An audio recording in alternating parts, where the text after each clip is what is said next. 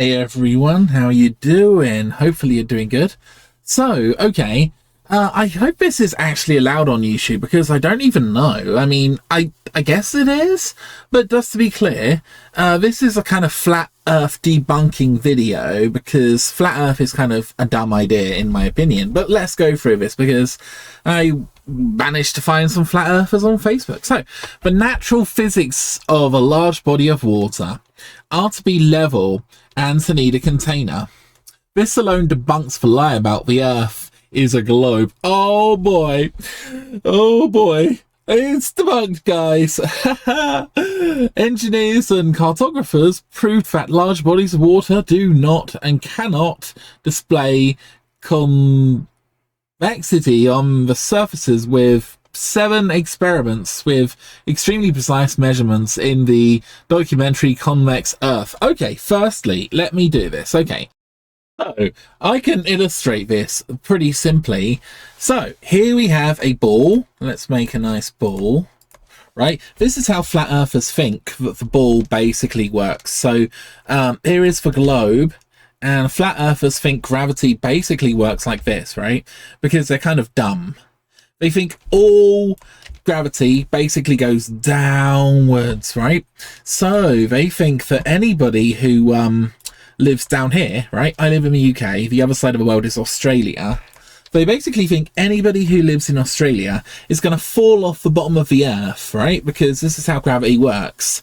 And they also think that all the water's going to flow off down here somewhere because, you know, this is, they haven't actually figured out like how gravity actually works or anything. And of course this is complete and utter nonsense. So here's a nice little thing to help everybody understand. This is how gravity actually works. Now this is the outside of the Earth, a rough representation of the Earth.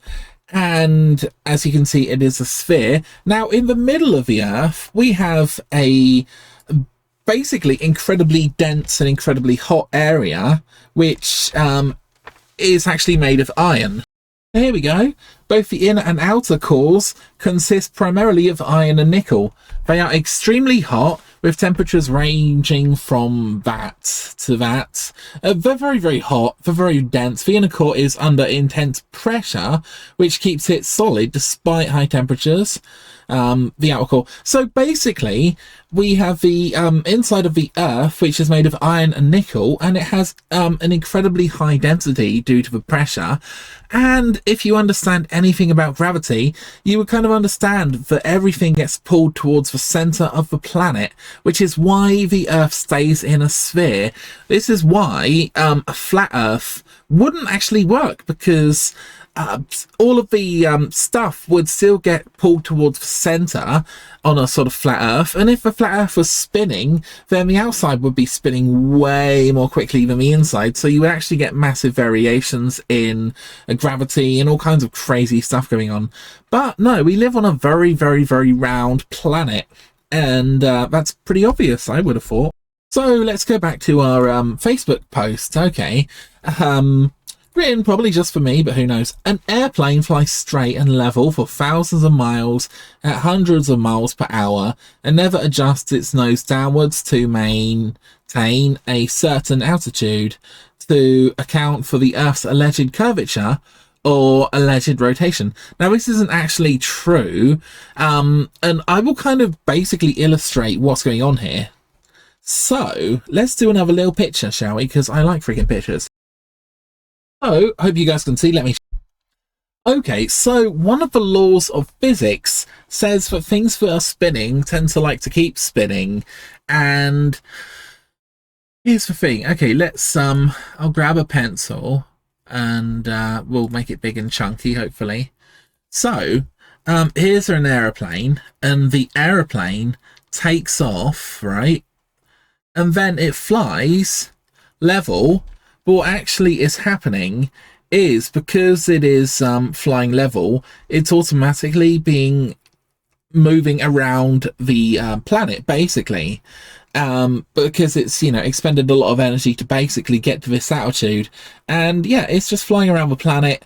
And here's the thing, if the plane wants to go up, it needs to expend like a lot more energy in order to push it up. Okay, but if a plane wants to go down, obviously it needs to kind of use less energy, but it kind of needs to, you know, face downward, basically.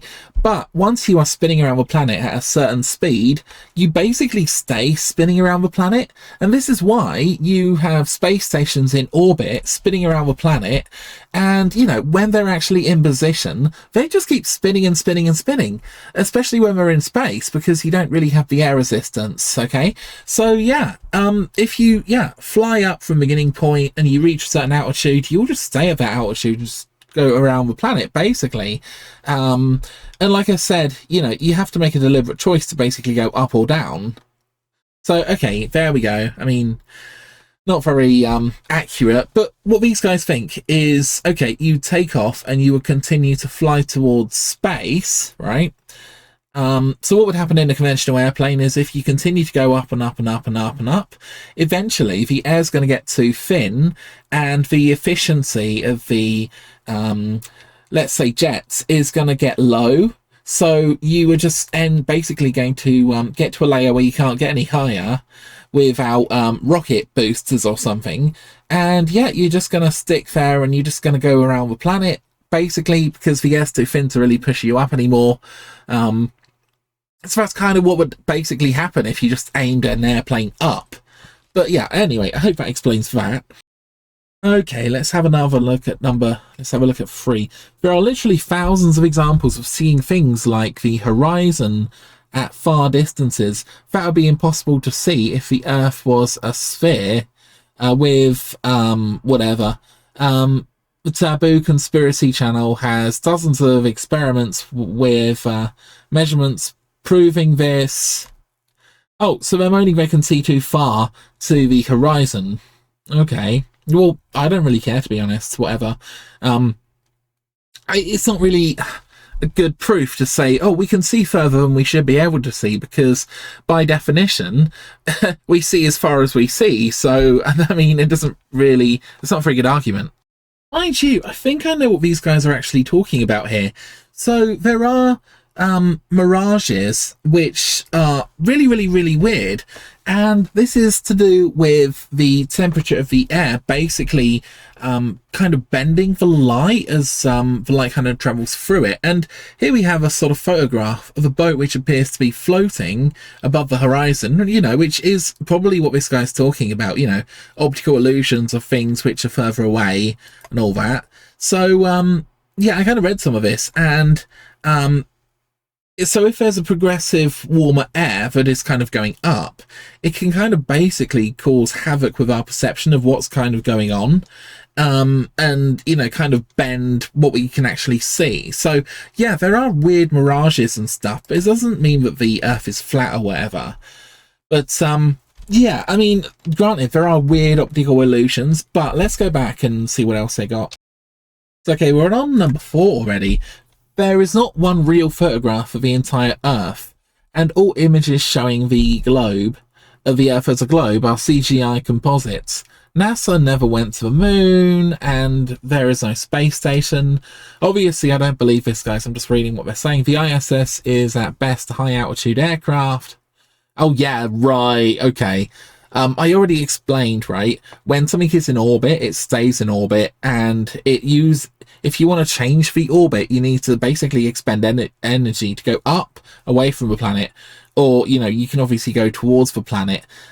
So, okay, the ISS is not a high altitude plane, for God's sake. You would need to expend massive amounts of energy to keep that thing flying up there. Just doesn't make any real sense.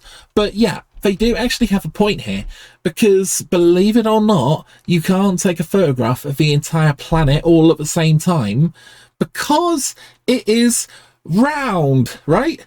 You can't take a picture of a round ball because you can't see the back of it and the front of it at the same time. So you need to make like a composite of the image. Now, this isn't proof that the Earth is flat, for goodness sake. If I hold up a ball, I will show you with an image. Okay, here's my awesome image, right, of a ball, right? This is a sphere. Now, you cannot take a picture of the front and the back at the same time, right?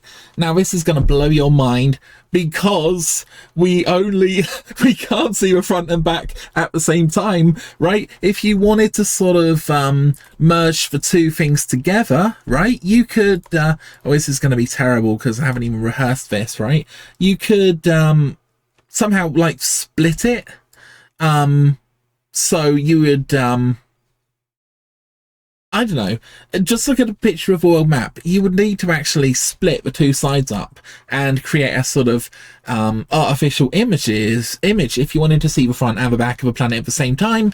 So again, this is just like, again, the laws of physics operating normally. You can't have like a camera that's so wide it can see the entire world front and back all at the same time. You would need multiple cameras to do that. So this argument is really kind of stupid if you ask me. Oh look, satellites don't exist except on balloons. Okay, so all that stuff like 5G and, you know, all the satellites which are in orbit and basically give us simultaneous internet of all over the world, or allow GPS to work, they don't exist apparently. Okay, satellites don't exist except on balloons. Some magic balloons that kind of stay in the air for like hundreds of years, right? Sure. You think China would need a spy satellite on a balloon if satellites were in space? Well, actually, yes, because believe it or not, it's very difficult to take really zoomed in images of the planet from a satellite, because you've got to go through all the atmosphere, and there's all the clouds, and there's all the other stuff as well. I mean, Google kind of do a pretty good job, but yeah, you would probably want a lower altitude vehicle to take pictures, for example, if you know, sort of China and you want to get detailed information about, well, I'm not going to finish the sentence because it doesn't really matter, but yeah, so as far as I can see, that's pretty much debunked. Eclipses run on a 19-year cycle and were predicted accurately thousands of years ago by ancient cultures who knew the Earth is flat and stationary. This is false, right? We have basically known since the time of the ancient Greeks that the Earth is round. There have been a few people throughout history who didn't believe this, but most educated people for the last 3,000 years have known that the Earth is round. And how do you know this? Because you can stick a stick in the ground in Athens, and you can stick another stick a long way away, and you can basically measure the shadows, right? And you will notice that because of the differences in the lengths of the shadows over time, that the Earth is actually round.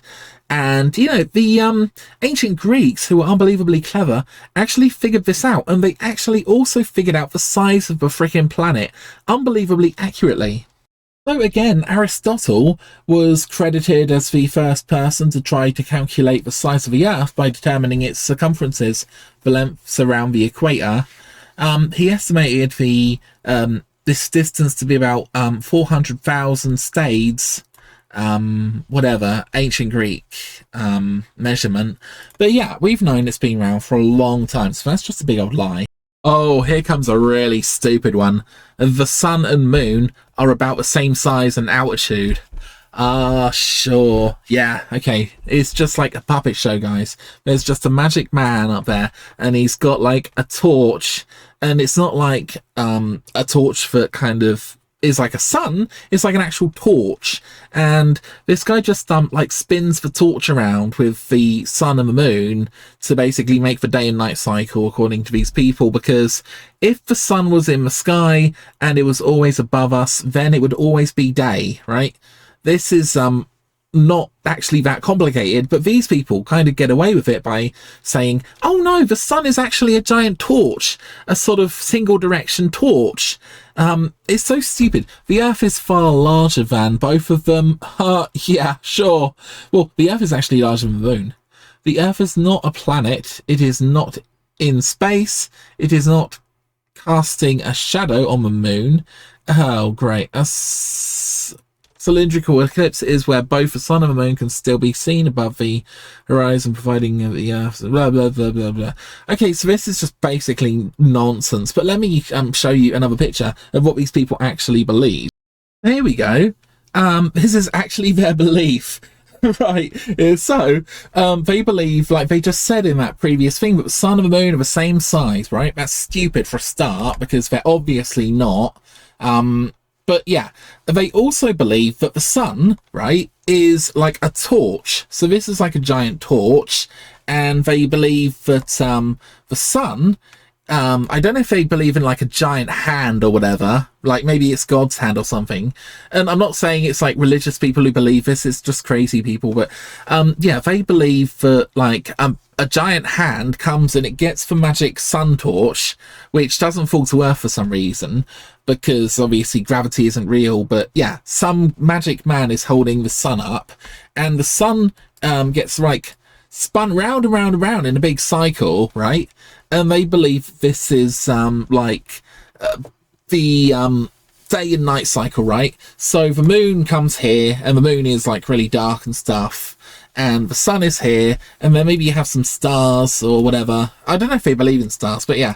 So here are the magic stars. I don't know if the giant hand needs to like dodge the stars or whatever, but yeah, the giant hand moves these things around. Maybe they don't believe it's a giant hand. Maybe they believe that these are like spaceships, like the sun is a spaceship or whatever. And yeah, I don't know what the hell they think the moon is for.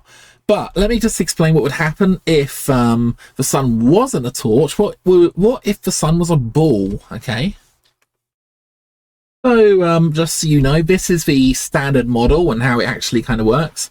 We see here that the Earth basically has a day and a night cycle, and the side of the Earth which is facing the sun, well, it's daytime, and the side that is not facing the sun is nighttime, right? Because the Earth is a sphere.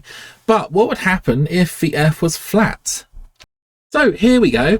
Now, if the sun wasn't actually a giant torch which was shining down, if it was actually a ball and it was just basically emitting a huge amount of light, because it's the freaking sun, it would be daytime all the time. So you wouldn't even have a day-night cycle, which is kind of why they believe that this sun is actually like a giant torch that kind of spins around and around this funny little disc thing they believe is actually the Earth.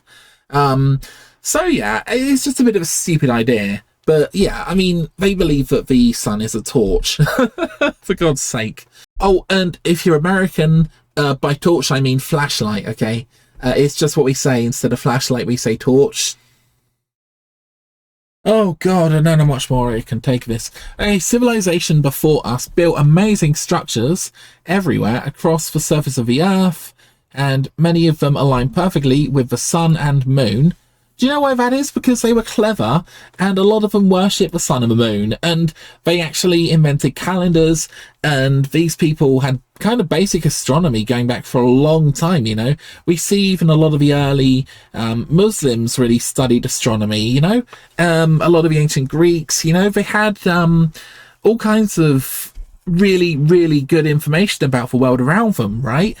And okay, so we knew about the solstices and equinoxes because they were smart people. We think that people in the past were dumb, but they were actually really smart, and they still align perfectly today. These huge structures were built with perfect symmetry. Well, yes, because humans like things that are symmetrical, because we are programmed to find them beautiful.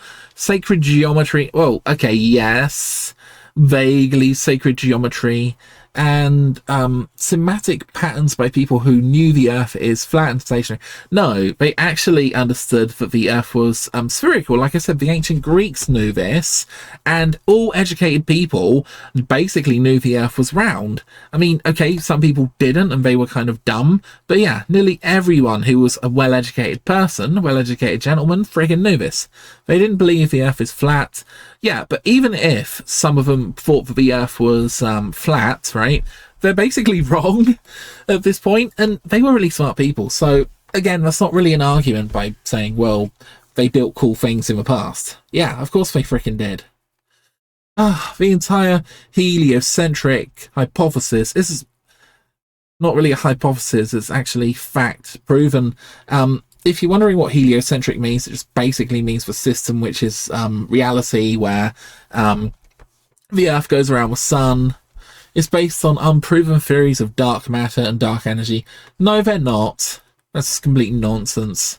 These two unproven theories make up 96% of the models, which is why Neil deGrasse Tyson says he and mainstream scientists are 96% stupid about the universe. Okay, that is completely irrelevant, kind of conspiracy thinking, right? So if you don't know something, that must mean it's because the earth is flat, or it must be God, or whatever. This is called the God of the gap arguments. So you take whatever gap is left and you say that is my cool thing, right? Whatever it happens to be. It could be free will, it could be God. The globe is not working model if it has the free body problem, which is unsolvable. Ugh, yeah, it just sounds like a load of mumbo jumbo. Okay, the next point is a bit weird. I'm not going to go through all of this, guys, but I do want to make one quick point here, and that is, okay, so a sniper doesn't take account of the rotation of the Earth, nor does a golfer take account of the rotation of the Earth, etc. So I just want to illustrate this with a picture. So another thing that people allege is if we were on a planet that's spinning, then, you know, why isn't everything falling everywhere? Why do rocks balance on each other? You know, why isn't the world kind of going crazy?